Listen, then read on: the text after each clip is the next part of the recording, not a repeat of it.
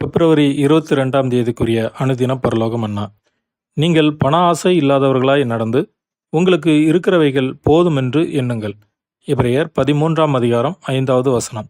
வசனத்திற்குரிய விளக்கம். தன்னலமான ஜெபம் பிரயோஜனமற்றது. அது தேவனுடைய பார்வையில் பலனளிக்க கூடாத ஒன்றாகும்.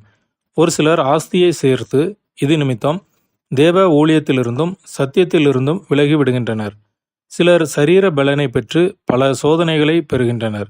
ஆவிக்குரிய இஸ்ரவேலர் தேவனிடம் விண்ணப்பம் பண்ணும்போது உலக ஆஸ்தி அந்தஸ்துக்காக அல்ல, ஆவிக்குரிய வரங்களுக்காகவும் மன திருப்திக்காகவும் பொறுமையுடன் தேவ ஊழியத்தை செய்ய ஞானத்தை மட்டுமே கேட்க வேண்டியவர்களாக இருக்க வேண்டும்.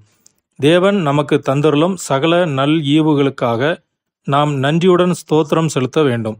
அதனால் எப்போதும் ஆவிக்குரிய வரங்களை நாடுபவர்களாகவே இருக்க வேண்டும். நமக்குள்ளவைகளில் மன திருப்தியுள்ளவர்களாக இருக்க வேண்டும். நமக்கு தேவையானவைகளை தேவன் அறிந்திருக்கிறார். ஆமேன்.